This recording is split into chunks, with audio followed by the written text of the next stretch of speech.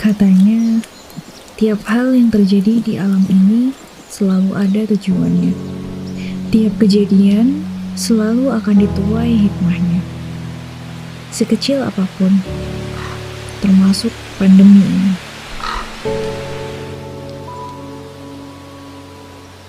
Pandemi ini sudah dan akan mengubah banyak hal dalam hidup dan kehidupan manusia. Untuk sekarang dan seterusnya.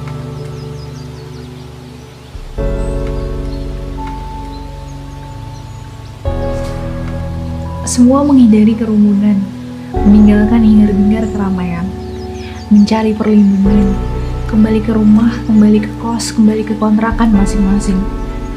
Menghabiskan hari-hari bersama keluarga, bersama teman kontrakan, atau sendiri. Rasanya sebuah anugerah bila masih bisa bertemu dan berjumpa dalam tempat yang sama. Masih bisa bercengkrama secara nyata. Bila tidak, setidaknya teknologi bisa membantu melipat jarak. Membuat temu, mengobati rindu. Semua merasakan begitu berharganya arti sebuah keluarga yang menghadirkan ketentraman di antara beribu banyak kepanikan. Begitu pentingnya arti sebuah rumah yang memberikan perlindungan. Semua menjadi lebih menghargai dan mensyukuri betapa nikmatnya sebuah temu, sebuah peluk, dan tawa tanpa rasa khawatir dan curiga. Jalanan sepi, katanya seperti kembali ke tahun 80-an atau bahkan seperti kota mati. Tidak ada lagi kata macet. Polusi udara terlihat sangat memudar. Barangkali ini adalah cara alam untuk meminta haknya akan keseimbangan. Sudah waktunya kita memberi ruang dalam alam untuk bernapas secara bebas. Kini, semua orang membahas kesehatan. Masalah kesehatan sekecil apapun tak lagi berani diabaikan. Kecuali nekat benar. Gaya hidup sehat mulai coba diterapkan. Cuci tangan yang tadinya hanya formalitas, kini menjadi prioritas. Menutup mulut ketika batuk dan bersin mulai menjadi kebiasaan. Olahraga dan berjemur sudah menjadi rutinitas. Mengisi pagi di tempat tinggal masing-masing sambil mensyukuri adanya matahari. Asap-asap rokok dan putungnya kini tak lagi banyak terlihat di jalanan. Ya, mudah-mudahan saja asapnya tidak lagi hidup di rumah-rumah. Lauk, sayur, buah, roti, bahkan lebih banyak dicari dibandingkan ciki dan sebungkus basreng. Air mineral, susu, dan jus pun menjadi lebih menarik daripada segelas soda gembira, sebotol Fanta, Sprite, atau bahkan Coca-Cola. Peran dokter, perawat, apoteker, atau tenaga kesehatan lainnya kini mulai diperhatikan. Alat perlindungan diri mulai digalakkan. Yang tadinya sering ceroboh tidak menggunakan, kini mulai dipakai dengan segenap kesadaran. Di antara mereka saling mengingatkan bahwasannya melindungi diri sendiri sebelum melindungi pasien itu penting dan wajib hukumnya. Yang mungkin inilah cara Tuhan memberi pelajaran bahwa kesehatan jangan sampai diremehkan. Sekolah-sekolah libur, anak-anak belajar di rumah. Mereka tidak hanya dibimbing oleh guru dari jauh, melainkan juga dibimbing oleh orang tua dari dekat.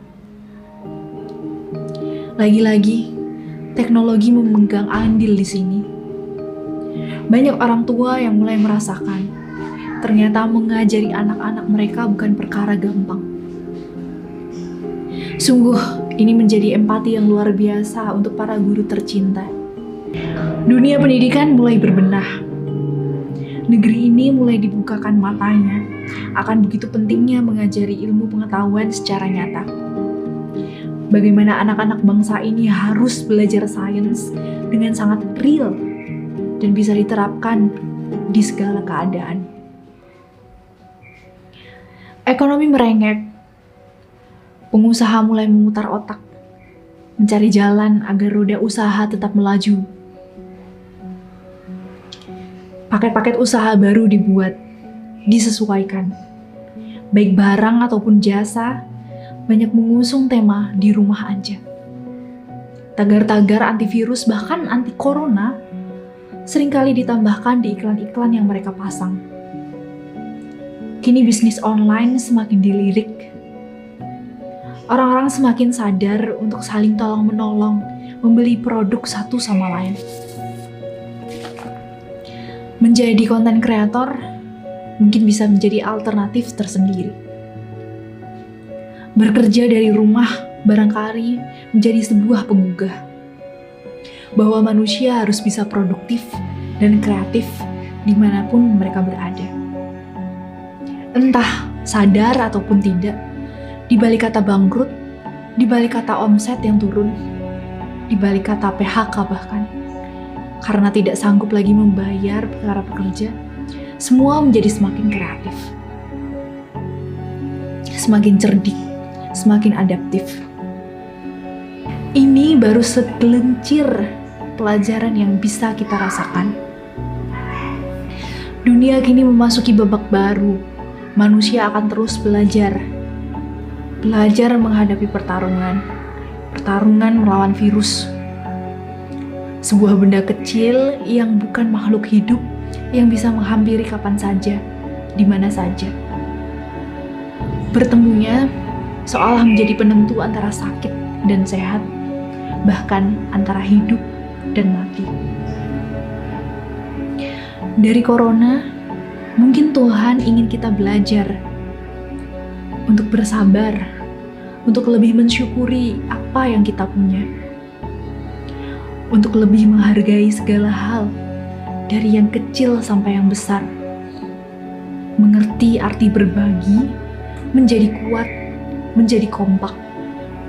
Guru saya pernah berujar, yang bisa bertahan melewati pandemi ini bukan orang yang paling banyak uang, tetapi orang yang paling adaptif menyikapi keadaan. Vidya Ananda, Mei 2020.